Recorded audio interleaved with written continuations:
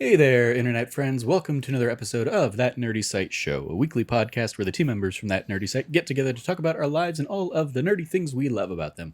I'm your host, Trevor Starkey, and joining me once again, Cameron Abbott. How you doing, Cameron? Hey, what's going on, Trevor? What's going on? Today we're going to be talking about some Spider-Man stuff, including Miles Morales and kind of my initial Spider-Man 2 impressions. But we're going to kick things off with your Lies of P final thoughts. You finished that game up following our conversation last week. So it's basically going to be kind of the lineup of the show. So if you like what you hear, please remember to like, subscribe, rate, review, share the podcast with your friends, all that fun stuff. So Cam, you've finished Lies of P now. What are your final thoughts here on the game? And maybe we'll also do like a little spoilery thing about like the post credits scene that I alluded to that I had seen last week that you've now seen as well. Before we dive into that though, final general thoughts, spoiler free. Lies of P is a really fantastic game. I think it's definitely a Game of the Year contender this year. It's definitely in the top 10 for me. It was a phenomenal time from beginning to end. One of my favorite things in the world is when a game is challenging but not punishing. I think that Soulsborne games usually teeter on this line, with like some very between you and I, some very obvious examples of it teetering far more into punishing than challenging. A la the Fire Giant. I think that Lies of P does such an amazing job of towing that balance and really making an effort to maintain the challenging atmosphere of it. Because at no point in time did I ever feel like I was being unfairly punished for a fight or in a fight. Like there are moments where like you heard me swear for sure. But I don't think I ever got to the level of the Fire Giant swearing. No, probably not. No. I mean, it probably helped the fact that like it didn't take you like a week to finally clear any of those bosses or whatever. Yeah.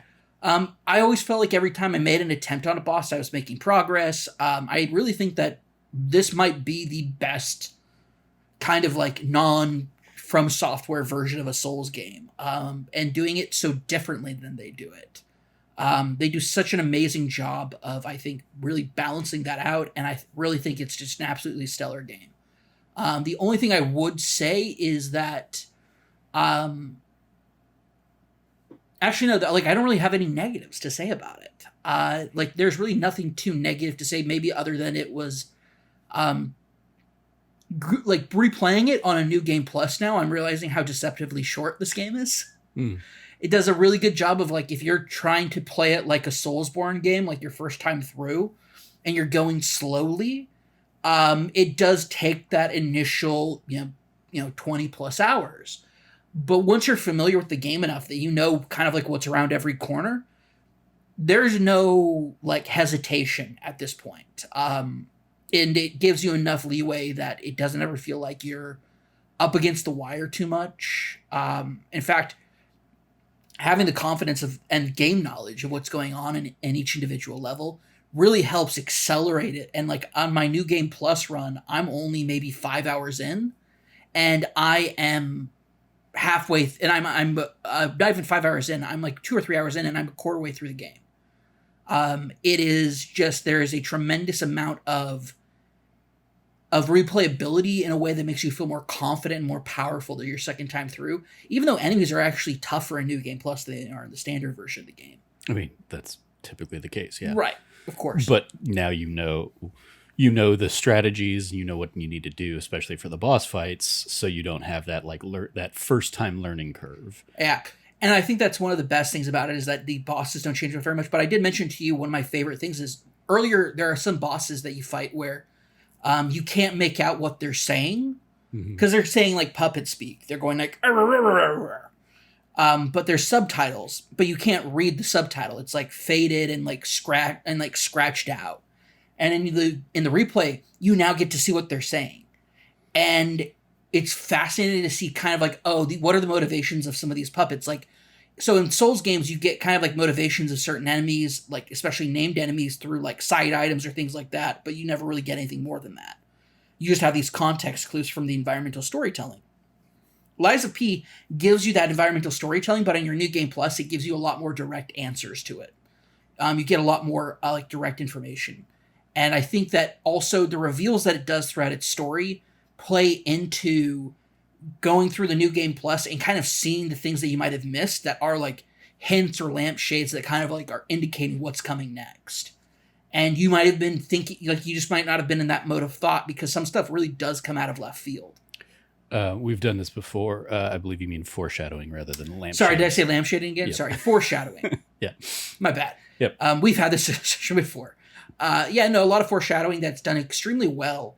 And if you know what to look for, you pick it up much easier. And it's a lot of like, oh my gosh, like I can't believe that. One of my favorite things in the game entirely is this weapon called the Golden Lie. It is a weapon that grows stronger the more you lie in the game for pivotal choices. And it is a weapon you get at the very end of your first playthrough, right before the optional final boss. Did you confirm that? Because I know that's where you said you got it, but it seemed like you, depending on how you play the game, it seems like, I mean, from what you've discussed to me in terms of how you were telling me about it, again, keeping it vague and spoiler free-ish, it seemed like, oh, you might be able to get that sooner, and you just didn't. Do you know if it's specifically? Confirmed, yes. Okay. I did confirm. I was looking up some more lore details on it, and for sure I can confirm that unless you get to that point, you don't get the Golden Lie. That being said, it's not a very good weapon at the beginning of the game. Sure. Because you haven't lied enough. Yeah. But I think it's a really fun way of like bringing replayability into the game with the different weapon types, and of course because the kind of like boss souls, or ergo in this case, in the case of ergo in the case of Lies of P, the named bosses with their weapons, there are also amulets like side pieces. So instead of having like 2 weapons you could get out of it or whatnot, there are actually individual like. So the replayability of it is also getting the amulets, which are like boosts to your basic abilities. And there's a lot of like really cool abilities that come from some of those amulets, but the weapons are also really cool. And so it gives you the opportunity to kind of like, now on my New Game Plus, I'm getting a lot more of the amulets. And I'm having a really fun time with it. It helps boost me up and make me stronger. And the cool thing is that your progress on the actual P organ, which is like your standard upgrades, carries over with you. And it actually unlocks an entire new section of the P organ that's not available in the original playthrough, in order to let you just continuously grow more and more powerful throughout your playthroughs. So just really awesome choice and like game design. And I really just can't recommend this game highly enough for people who, even if you're not that into Souls games, but you're like, hey, I want to try it out. I'm like, this is a great avenue to like get you kind of like into that mood, like into that idea of what a Souls game's like. I think that it's a much easier game to approach. I think the biggest thing for Souls game players is how much it relies on a block system being inherent into the game rather than a play style in the game. You do need to block. Like there are some enemies that you really like will have a very difficult time. I have no doubt there will be challenges that people put themselves through that are like no block challenges and stuff like that. I'm sure that those will exist at some point. Oh yeah, they'll play them with a marionette. Like somebody will undoubtedly beat Lies of P having a puppet play the controls instead of the player. That sounds awesome. I'm just waiting for that Kotaku headline to come across Twitter for me. There you go. Yeah, I really can't speak highly enough to it. I think it's fantastic. It's definitely one of my top 10 games of this year. I'm just really in awe of what kind of a year we've had. 2023 has been just an incredible year for video games. So. Sure. Okay, well, with those final thoughts out of the way, let's do a quick detour. Spoilers for the post-credit scene of Lies of P. Jump to the time code ahead for Spider-Man Miles Morales thoughts, but and then Spider-Man 2 after that. But yeah, so last warning. What did you think of the end credits scene, Cam? What a reveal. Mm-hmm. What a reveal to basically insinuate that Pinocchio... Welcome to the shared public domain universe. Well, kind of. It's actually like a tie-in. I think I've been reading a lot of like theories about it. The most prevalent theory that I'm seeing right now is the reveal that basically they're taking Pinocchio as a story, but they're using that to basically be the Tin Man's origin. That'd be interesting, I guess. So he's the Tin Man. Yeah. Obviously, the tease here, you get Dorothy introduced at the end in the post credits with the three slippers clicking. Yeah. The weird thing for me, just like watching it again, not having not played the game or anything like that, is that is very clearly movie Dorothy because she's got the ruby slippers. Yes. Whereas in the book, it's their silver slippers. So like, I don't know if the movie is officially public domain or if they're gonna have some potential legal wranglings that they'll have to do, but well, should we call D or something? Well, I mean, they named her Dorothy here. That's true. So, but yeah, Lies of D will be the next game. Maybe, like, I think that's another. Therein is a whole thing where I'm like, well, Lies of P makes very specific sense to Pinocchio.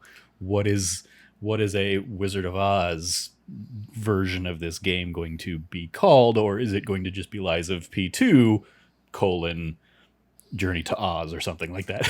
I honestly don't know, and I'm fascinated to see what they're going to do with it because it's a brilliant idea, especially with the Tin Man tie-in. Like, this is your Tin Man. Well, who's your Scarecrow? Who's your Cowardly Lion then? Yeah, I mean that's why I don't think I would necessarily lean into the Tin Man thing, is because I feel like that would be, I mean, it's not unheard of, but that would be like if the DCU version of things of we're going to build this way too quickly instead of building Lies of P and then a Scarecrow character and then a Cowardly Lion character and then bring them all together for an Avengers style thing. Well, I don't think that, though, my impression based off of the endings that exist is that we're not likely to see a sort of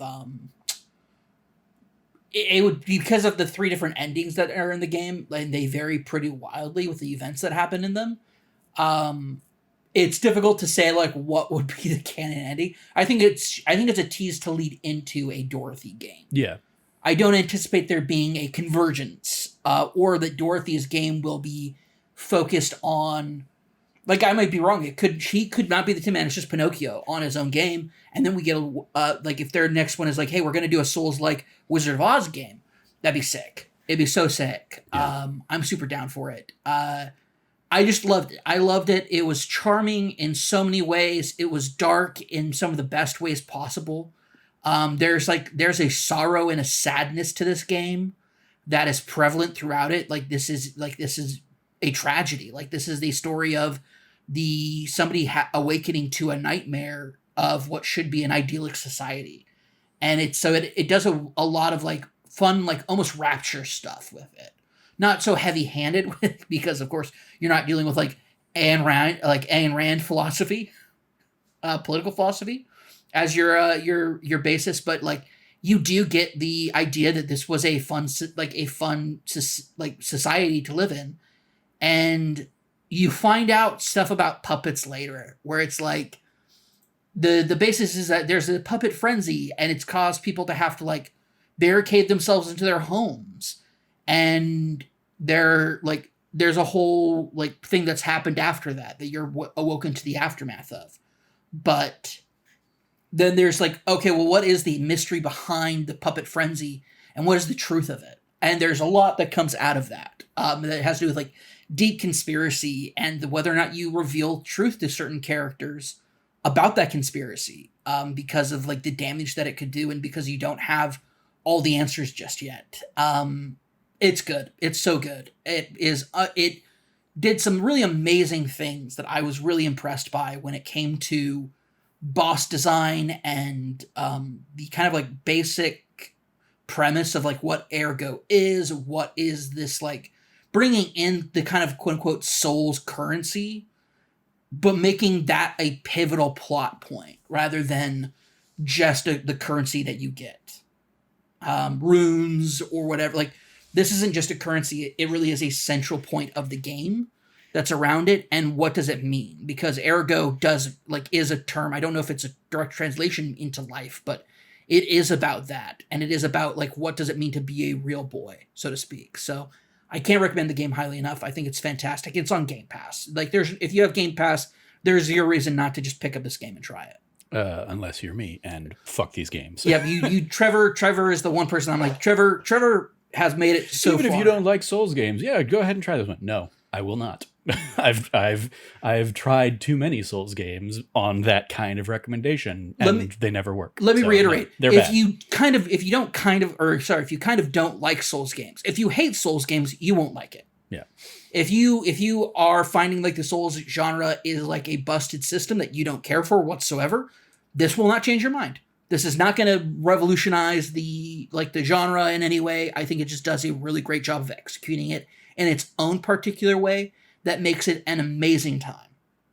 Cool. So, well, we've dipped further away from the post-credits scene than I have anything to add. So we'll go ahead and just switch it up and tell me, obviously, Spider-Man 2, the big game that came out this week. Well, Spider-Man 2 and Super Mario Wonder. Neither of us are playing Super Mario Wonder. Maybe I'll check it out by year's end, but so Spider-Man 2 is certainly more my jam. And you're about to get started with Spider-Man 2, but yes. Before you hop into that, you sat down and played through Spider-Man Miles Morales for the first time this last week. So tell me about that, Cameron. Yeah, I mean, I had not played it since it came out back in 2019. You had not played it, period, though. Period, right? Yeah, not at all. When it came out in 2020. 2020, sorry, yeah. When 2020 happened, I was not... we were all in a pandemic. Yeah, we were all in a pandemic, and I was trying to, not... I think at that point, I was, not playing video games very much. Anyway, but yeah, also because it was, a PS5 launch title, and it's I don't want to pick it up for PS4 and then have to, do the move over. Also, I was really weirded out still by the change they made to Peter Parker's, face model. Sure. I'm gonna have to get over it, obviously, but it's just I don't care for it. I think it looks bad. It makes him look like he has braces for some reason, even though he doesn't have braces. I digress. My nitpicking aside, Miles Morales is a fantastic time. I had such an amazing time with it. It's a bite-sized adventure for a really fun and exciting character. I will say it's not my favorite Miles Morales. I think Spider-Verse is still my favorite one. Sure. As far as personality goes.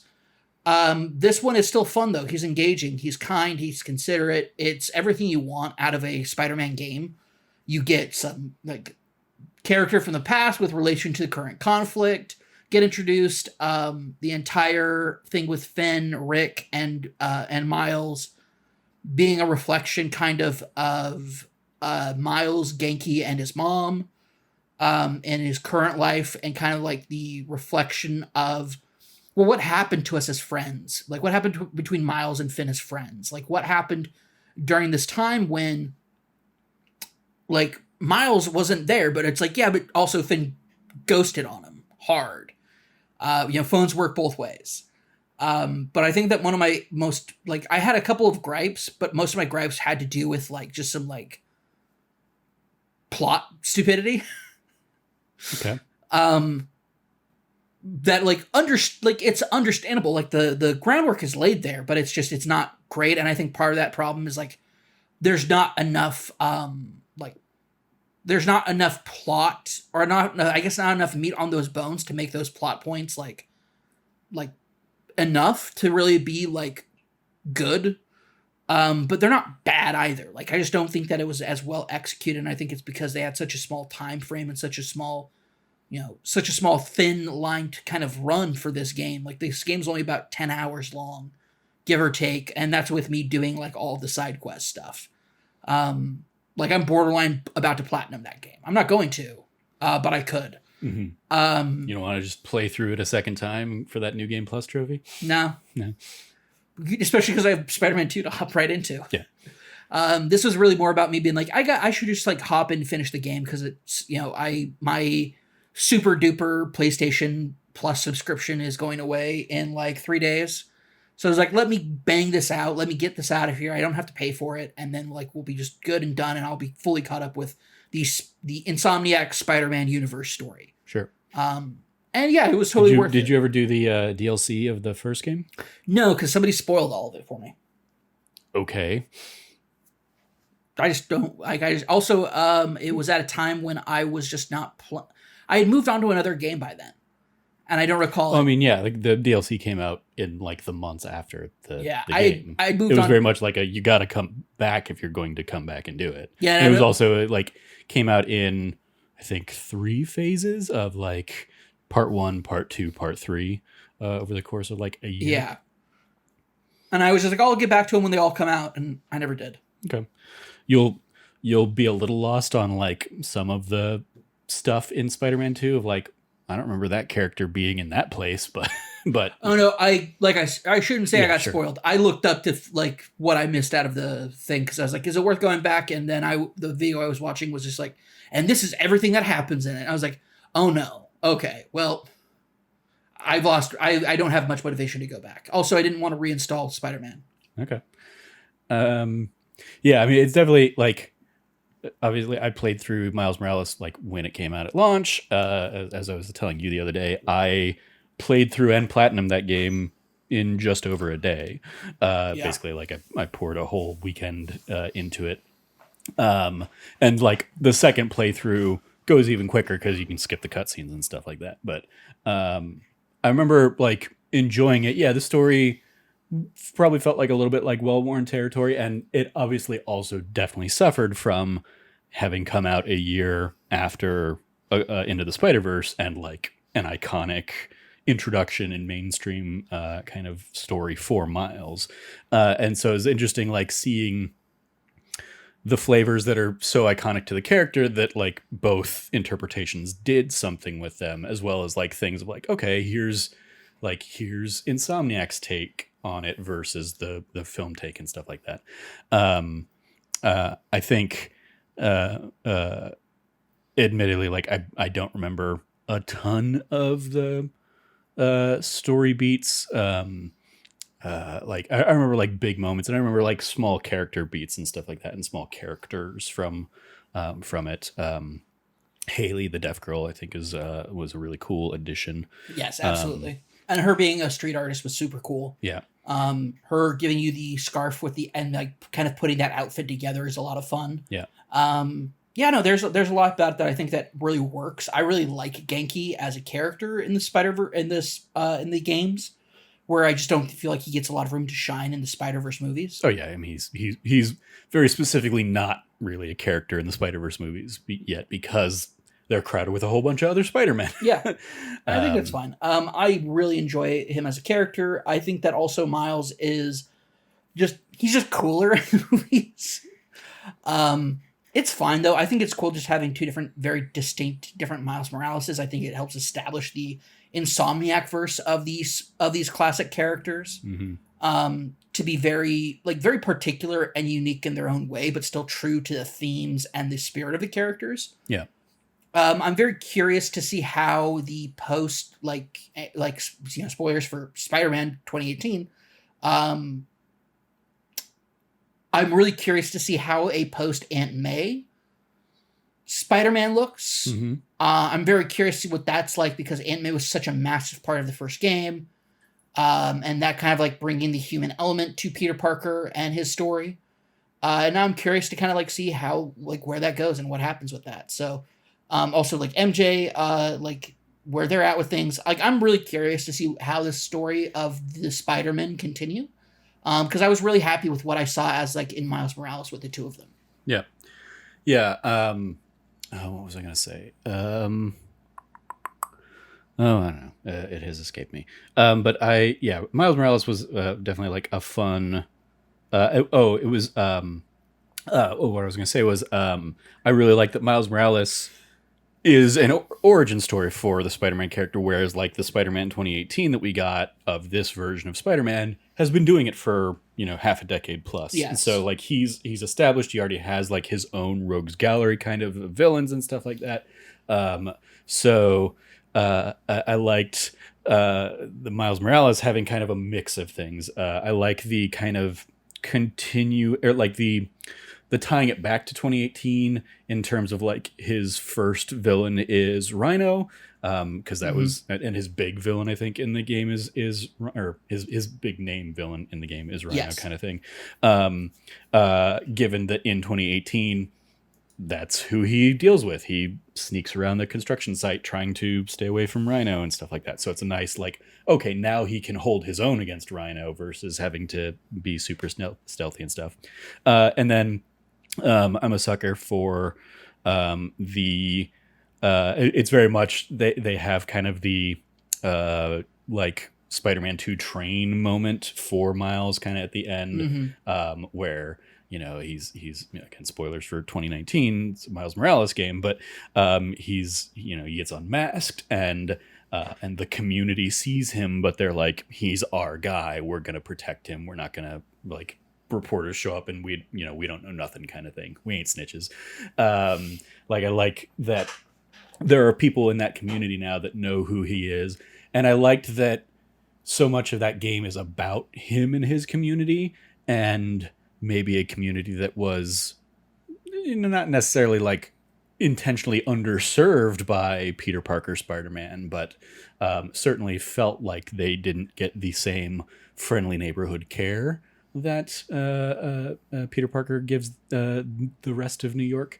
So I like that they kind of like put Miles in a very particular part of New York and give him that community, and that community gives back to him, as you said, kind of with Haley and like the street art. And I love I mean, a couple of the images I remember were like her mural at the end of the game that kind of like combines the Spider-Man and includes including Miles, as well as the Black Lives Matter kind of artwork that you get from doing one of the side quests. Yes, I will say the Harlem side quests are awesome.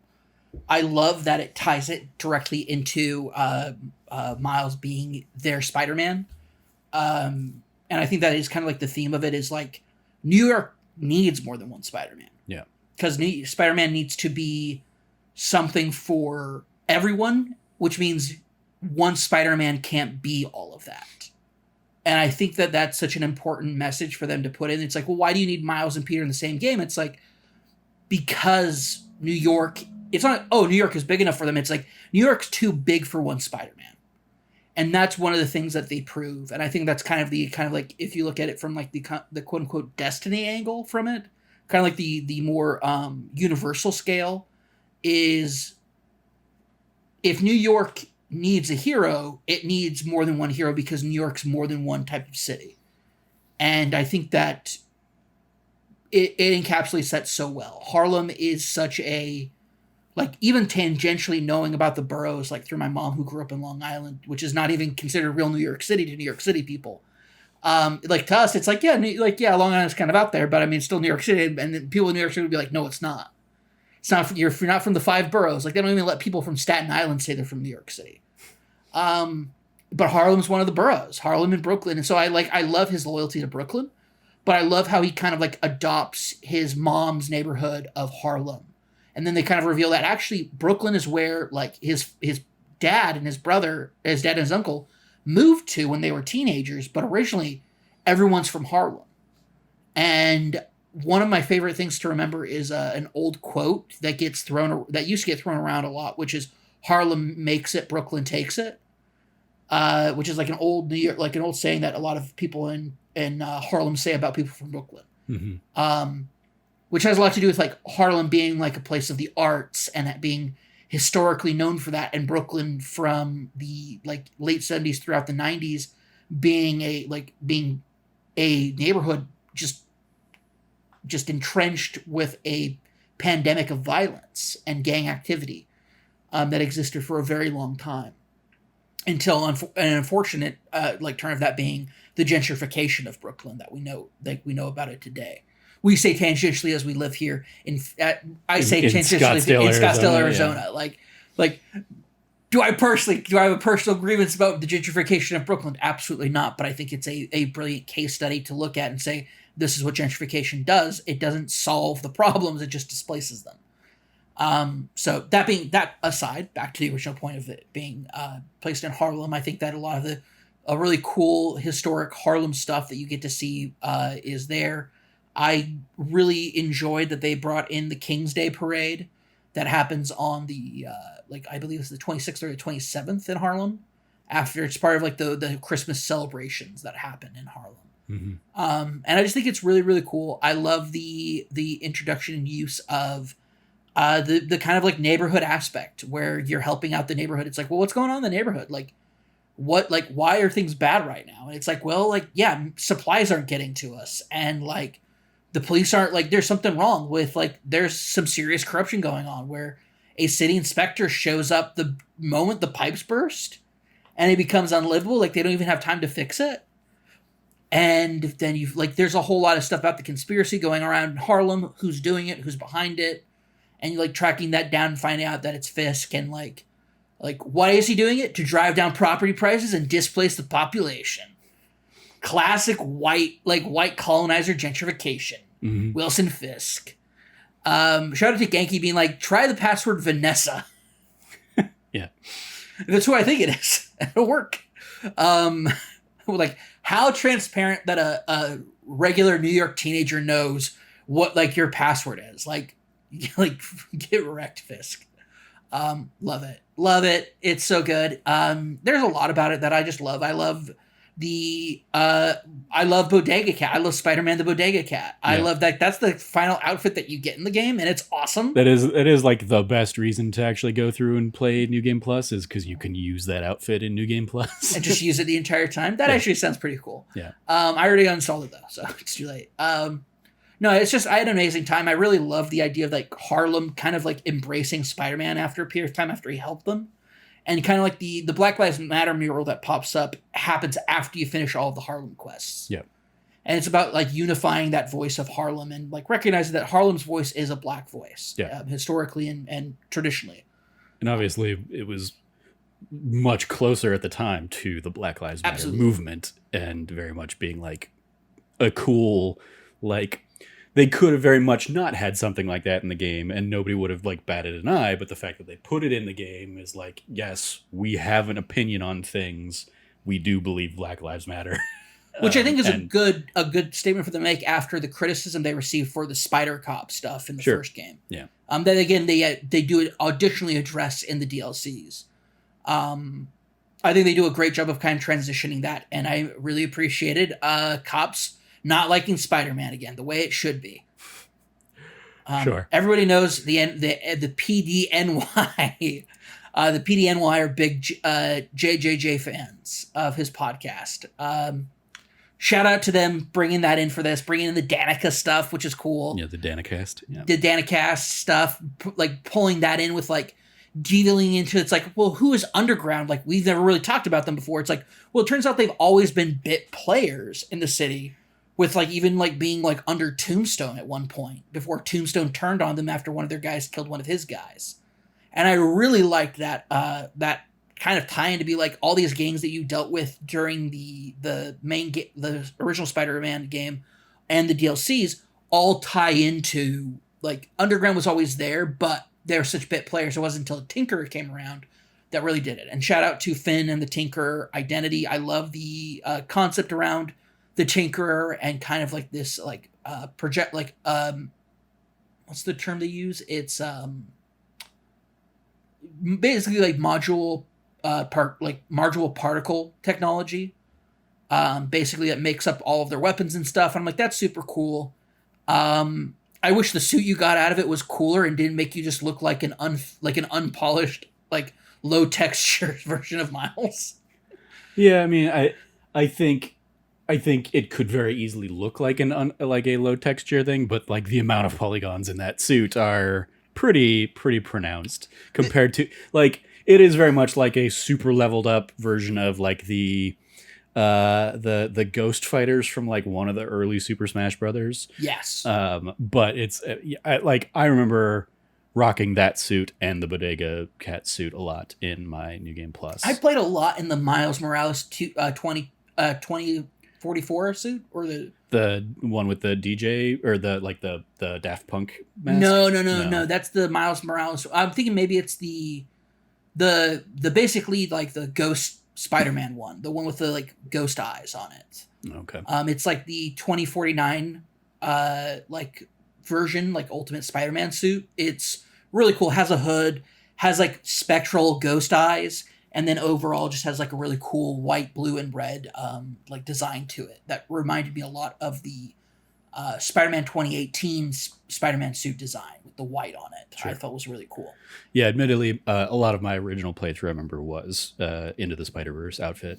Absolutely, And I love that it has the, still continues having like the, you know, half frame kind of animations and stuff if you want it to. Yeah, I liked that. I only wanted it to be like his like he's not wearing Jordans. He's not wearing like there's a lot of it that People, oh my god, like you bringing this up, I saw on Twitter. Oh, is that a thing that people? Is that part of like the discourse? I didn't mean it. I was just no. It's It's a thing that I've heard people say. Tim Geddes or whatever, out there complaining that Miles doesn't have Jordans in this. I'm like, oh my god, like. For me, who cares? The thing that it actually triggered is 2 hours ago I saw people having a debate over which is the best live action Spider-Man suit, and I'm like, the things you care about, like, just invest that time into anything else. Sorry, like, I just meant I really was when I saw that it was an option. I was really hoping it was with the Jack and the hoodie, like the What's Up Danger version of the outfit. That's what I was hoping for. Gotcha. That was you didn't care. You didn't care specifically about the shoes. It wasn't about the shoes. I thought it would be more of the What's Up Danger one and not just the suit itself. The suit itself is really cool. Mm-hmm. I think it's awesome. I love the lower frame thing to kind of give it that more cinematic feel to it. Thought that was really cool. Did not mean to blow up your spot with that one on that. No, it's just a broader thing of I whenever people bring up those kinds of such mundane things, I'm like, I never gave that a thought. I have never sat there and thought, what is the best live action Spider-Man suit? I have never sat there and thought, man, this would be so much better if the shoes were different. If you're focused on that, I feel like something else major about the game has gone awry. It's the same thing that from studying theater for many years. If I notice the lighting of a performance of a stage show, and it's not because it's doing something particularly cool, that show is bad. If I'm sitting there thinking wow, it's really weird that the light's coming down from that angle or something like that. They didn't put you in their suspension. Yeah, exactly. Whatever's going on stage is so boring that's what I'm focused on. That's not a good sign of that show. Absolutely, that's that kind of mentality for me. But anyway, my thing was I just wanted the What's Up Danger because I wanted I'm not gonna lie, I wanted to reenact the What's Up Danger moment. Sure, I did. I mean, I remember I did do a photo mode shot in the Spider-Verse outfit of I flipped the camera upside down kind of thing and played with that. Yeah, the thing is, I really love, especially because you do the cool moves with Miles, and one of them is the classic from Spider-Verse, hands behind his head, relaxing and chilling, he's in a hammock as he's plummeting through the air. Love that. There's so much that I really love that they capture to make Miles distinct in his web swinging. That really helped kind of set him apart. And this is one of the reasons I'm really excited for Spider-Man 2, is getting both of those Spider-Men together and exploring that. Which I think is a good moment for us to transition. Tell me about Spider-Man 2. Speaking of Spider-Man 2, so yes, I finally got to a breaking point in Baldur's Gate 3 this week as I neared completion of my Tactician run, where I've probably encountered a dozen crashes in Baldur's Gate 3 this week, as I just tried to finish the last few things in that playthrough to get the damn platinum, and I just some of them are just they're game breaking. I can't get past this point unless I maybe reload a super back save or something like that. So and I was already kind of switching between that and Spider-Man 2 anyway this weekend, but with Baldur's Gate just completely out of commission at this point, yes, I'm I don't know how far. I've not been keeping track of how much time I put into Spider-Man 2. I will say, if you saw the one of the big first showcase sequences that they showed off was the lizard sequence, and kind of the introduction to the introduction that we got to Peter with the Venom suit, yes, and then going off and chasing the lizard. I'm probably right before that scene. Cool. in the game based on like contextual clues. I know that's about to come up. And that's, probably with a good, I mean, I like, it's actually pretty far in the game. Like most of the neighborhoods and stuff like that are, a couple of them are 100% completed. Some of them still have like one or two unknown collectible or side questy things that I have to do in them. But so yeah, it's probably 75% through 75-80% through the game, I would guess, without looking at it and being able to confirm. And I will say the game is great. Apart from it has also crashed my PS5 a couple times, but still, it's a great time. It's great being back with these Spider-Man characters and in Insomniac's Spider-Man like universe. The movement immediately feels great again. And like even with the wildness of you basically once you've opened once you've done like half of the things in a district, once you've gotten a district to 50% completion, you unlock fast travel to anywhere in that district basically. Nice. Okay. And what that entails is you go to the map, you find a point on the map and you hold triangle, and after a second and a half, 2 seconds of like the confirmation loading bar kind of going up, the map basically just zooms in and you're in there and you're playing. Like load times are ridiculously quick, and so I will say I'm probably fast traveling a little bit more in this game than I did in 2018, but there are still plenty of times where I'm like, that thing's 3,000 meters away. Yeah, I'll still go ahead and swing there or fly there rather than like pull up my map and just fast travel and be there in a second. Just because like the movement in and of itself is still fun and such a joy. The game, I think, is an incredible mix. Like the highlights of the game for me really so far are big spectacle set piece moments that they have, including like one that's out there. My first hour of the game is out there. I put up on YouTube on Saturday. And like the game, much like the first one did with like all the Fisk stuff, kind of just throws you right into a big sequence, like this one significantly more kind of big scale.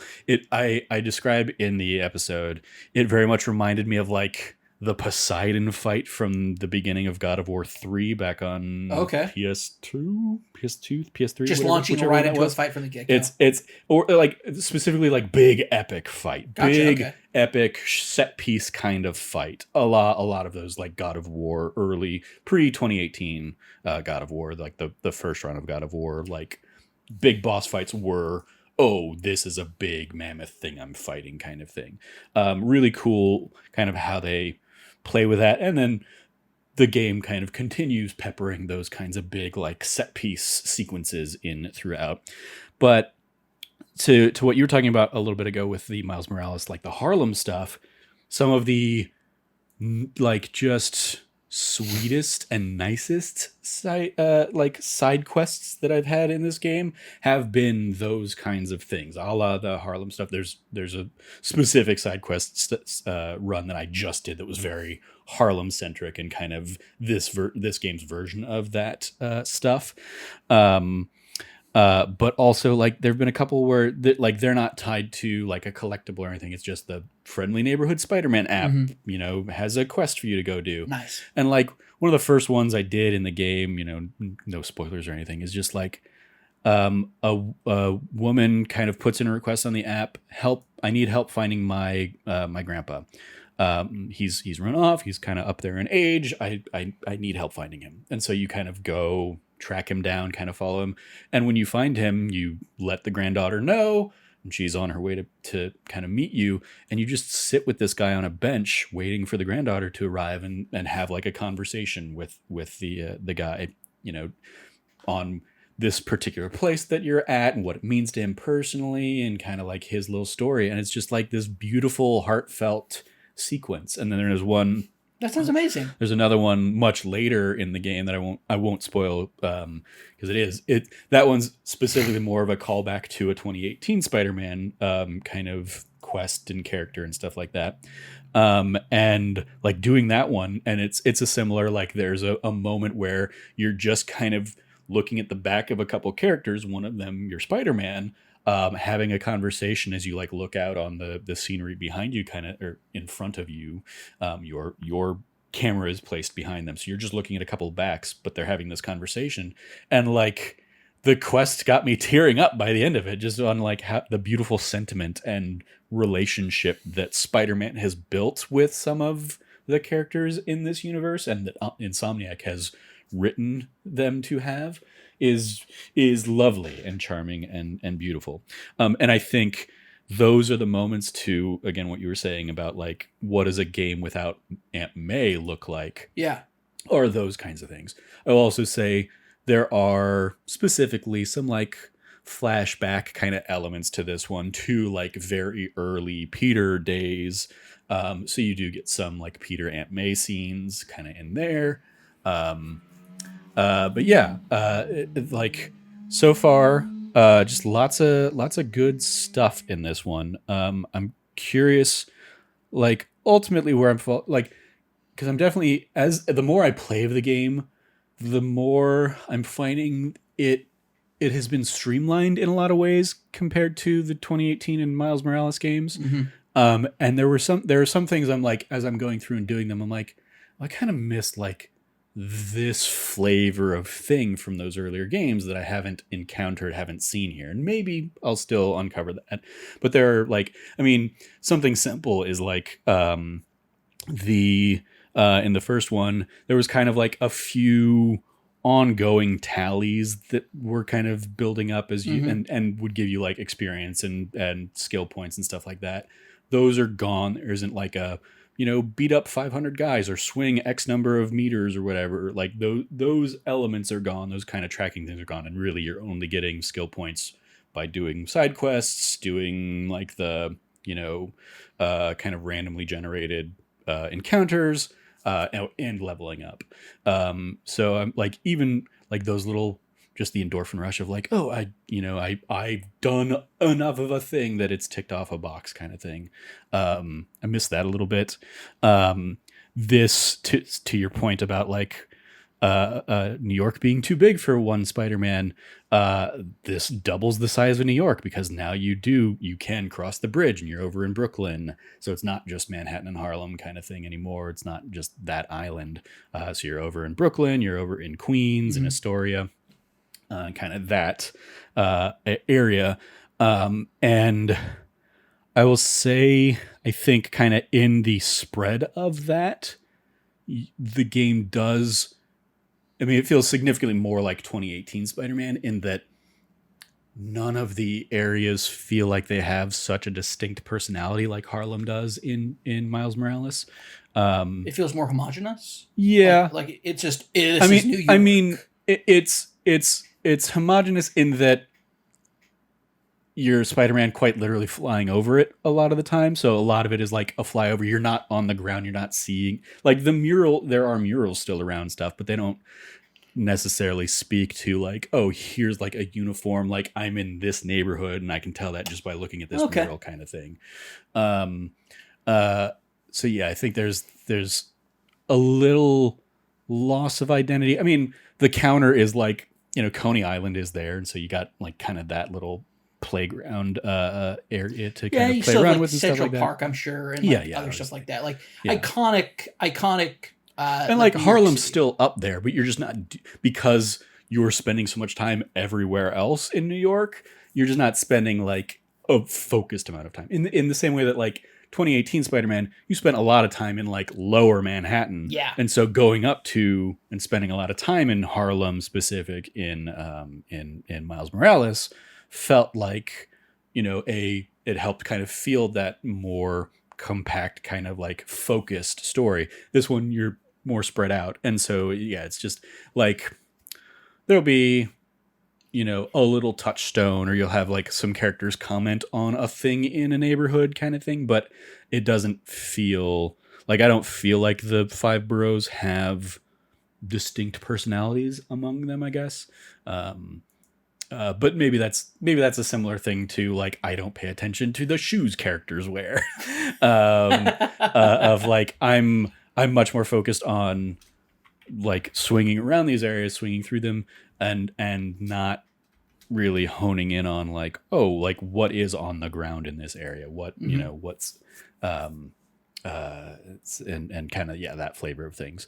But yeah, ultimately, the like there are a lot of sequences in this game where Insomniac is just showing off, like the tech. yeah, showing off the tech, and showing off like all of the things they can do. Like this very much is a culmination of their last 10 years of development kind of thing, of like there's a trophy that's like, okay, get from the south of Manhattan in the financial district all the way up to the northeast corner of the map in Astoria using only the web wings and like the slipstreams that you can kind of go through, the airstreams that you can basically like the wind tunnels effectively that'll kind of speed you along and kind of give you a boost in your soaring. And that very much to me feels like here's a nod to what we did in Sunset Overdrive, where you can completely fly across that map, never touching the ground if you want. And obviously this is very much the same way. There are sequences that feel very much inspired by like Ratchet and Clank Rift Apart, where it's like, oh yeah, you are, again, you're just showing off the fact that you can have like these completely different dimensional shift kind of things happening, be it in some of the side quests or even some of the main quest stuff. And it's just like, yeah, that's very impressive. And then, yeah, again, like the fact that the loading time is as minimal as it is, the loading time is you holding down the confirm button that you want to go to that place, basically, and it's already there and got you loaded, and like is much like Grand Theft Auto 5 is kind of loading you in with like a little animation. Either you're coming in and the camera catches you already swinging through the city, or you're on a perched on a rooftop, or Peter's doing sit-ups on the side of a building or something like that at some point. So that's a fun delight. There are a lot of fun times that you'll just kind of go and do a random encounter, and you'll come across the other Spider-Man already there fighting the guys, and you basically join in and help, and you do a tag team kind of that's cool. Okay, and stuff like that. So yeah, there's a lot of fun there. And yeah, like I'm loving, especially like obviously it's been a few years since I played either 2018 or Miles Morales, basically since 2020, when Miles Morales came out was the last time I touched either of those games. And it still gives you like it characters kind of come in, it's like, oh, this is that character from that thing. Like I remember that, like I will say it's not like super early, but eventually I'd say probably around like level 20 I think is when you unlock the Bodega Cat suit in this one, so you can have it for a good chunk of your playthrough if you want to have the Bodega Cat suit for Spider-Man 2. But yeah, I think there's just a ton of love and care to this. I do feel like another element that I'm particularly missing from 2018, that 2018 had, like 2018 had the like, okay, go around the map and find all these like photo points, and most of them are Easter eggs to Marvel or to Spider-Man's past. Going around finding all the backpacks that had like little Easter eggs from Peter's prior adventures. I feel like there isn't that in this version. Like there isn't like a whole bunch of fun little Easter eggy things. There is a little bit here and there. Shout out to our friends over at Kind of Funny and the shirtless Spider Boys that are in the game. But like that was the most Easter eggy thing that I saw. Like a lot of the other things in that, and you'll encounter that as you just do like photo, kind of the photo quest of this game, kind of the photo collectibles. A lot of the other ones are just kind of like maybe they're New York specific things, like, oh, Mm-hmm. you're taking a, I mean, like the whole thing of the photo quest in this one is everyday New Yorker life kind of thing. And so like one of the pictures you'll take is just like people playing chess on a park or at a park. Or you'll see kind of like you'll take a picture of like a food cart, and stuff like that. And so it doesn't feel as marvelly to me as maybe I would like it to. Like I liked the last one being littered with like Easter egg, Easter egg, Easter egg, Easter egg. Whereas this one feels like, okay, we got all that out of our system in the first one. Now we're going to focus on kind of the bigger characters that we're going to, introduce and play with here. And to their credit, I mean, the characters that they play with and introduce here are interesting and kind of have their own, history that's maybe alluded to or we already know from the past game and stuff like that.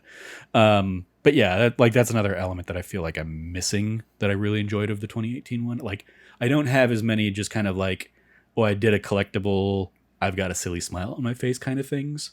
So that's I think one of my, again, admittedly like minor gripes of the thing. For sure, yeah. But yeah, the other thing I'll say is, and maybe it's just because they threw so much at me so quickly. I still have no idea what any of the control like.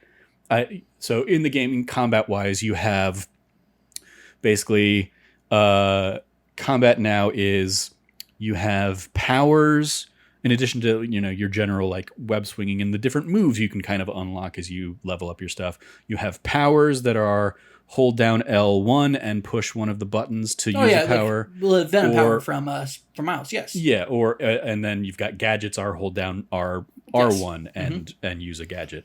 I in the flow of combat, I'm just probably 15, 20 hours into the game, I'm still constantly just like, I'm pushing a button. I don't know which one of these it's going to do. I don't know if this is going to be the concussion thing that shoots all the enemies away, or if it's going to be like the web, like, grappler that like brings all the enemies together.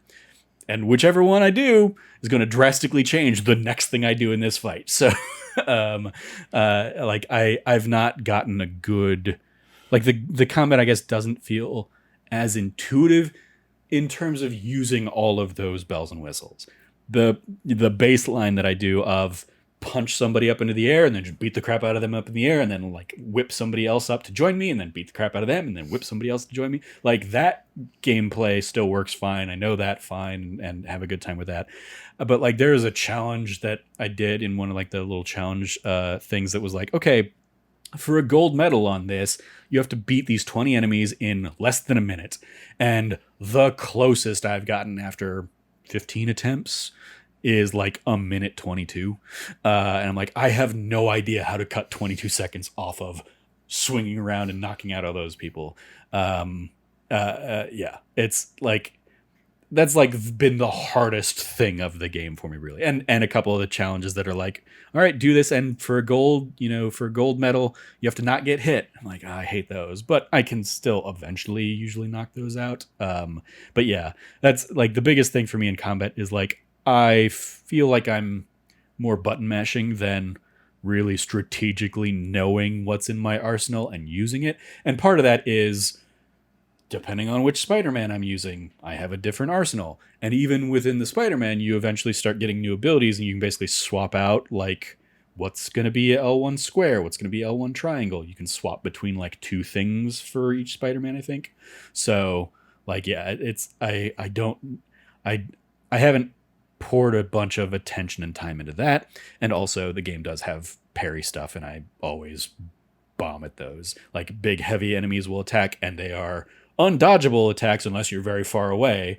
And the only way to not get hit is to parry at the right time kind of thing. And I just am bad at having that ready to go.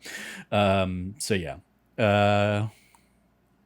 But those little things aside, it's still a ton of fun. It'll easily be in the game of the year, in my game of the year top 10 kind of list. I have no doubt.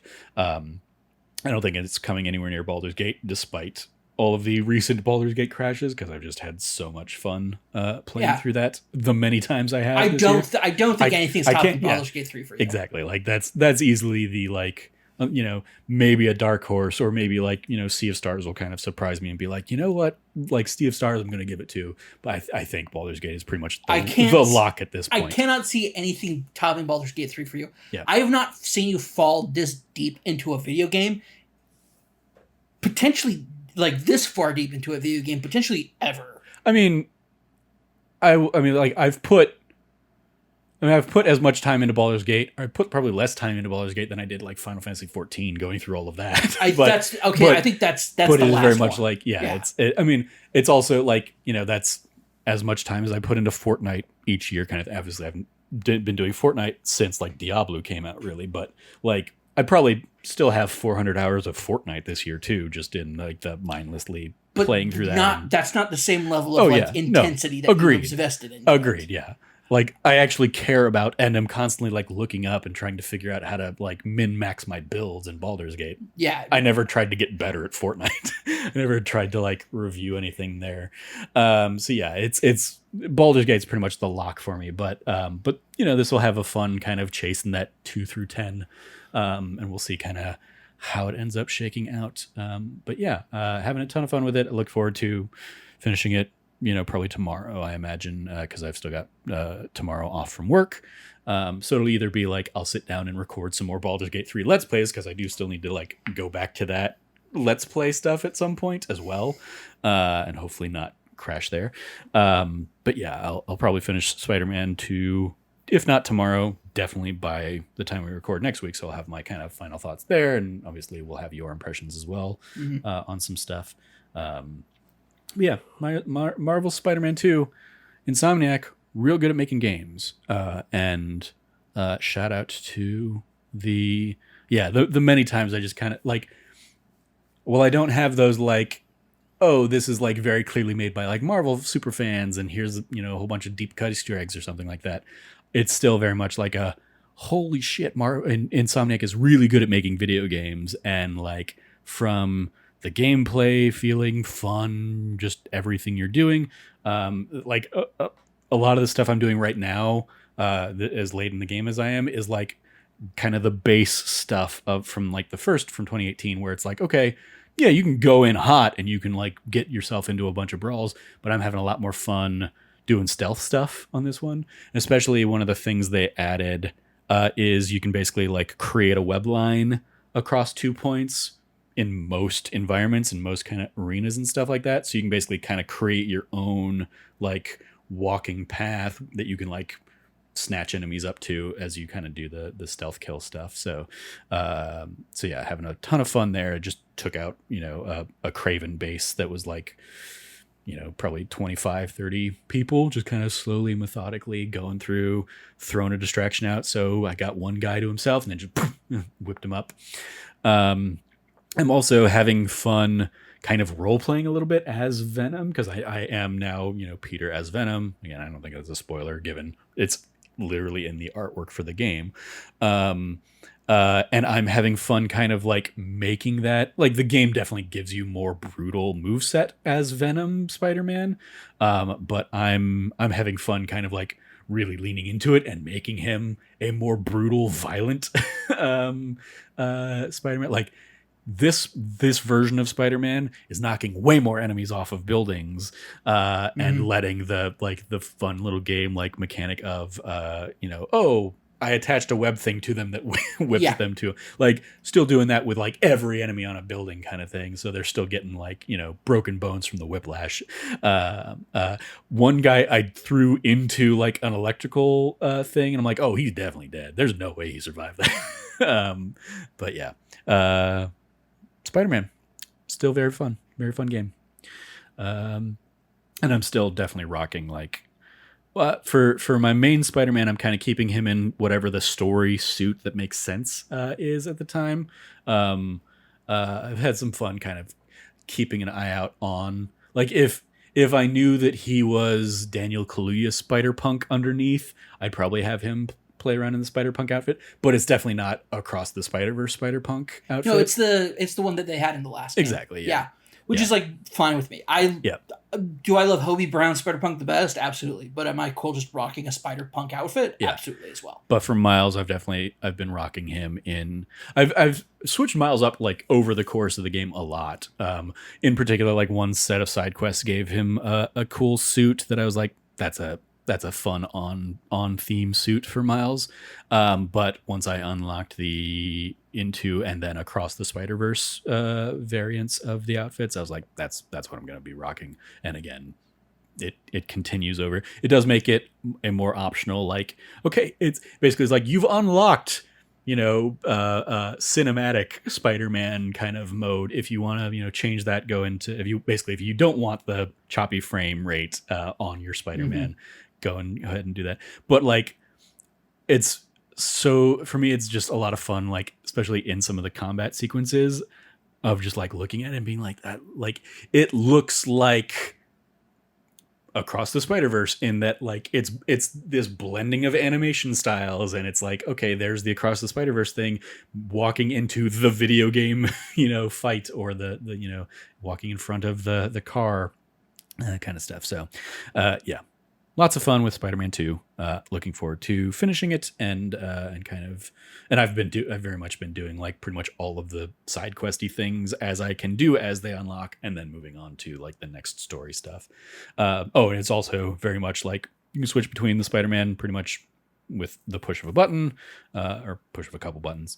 So that's a great thing. So like each Spider-Man does have like character specific side quests and stuff. For sure. Like Peter's not going to go around and do a whole bunch of stuff for Uncle Aaron, but you swap into Miles and you're doing Uncle Aaron kind of stuff. I will say the Uncle Aaron stuff in Miles with the sounds and everything, I was like, that's actually pretty interesting. I'm not the biggest fan of the song that they make out of it, but it's fine. Mm-hmm, yeah. So yeah, game's real good. And again, a technical masterpiece and impressive showcase for Insomniac. And I'll be curious to hear what some of your thoughts are. Yep, looking forward to it. Right after we finish, I will export the podcast, put it into the Slack, and then hop right into it again, because that's what I planned.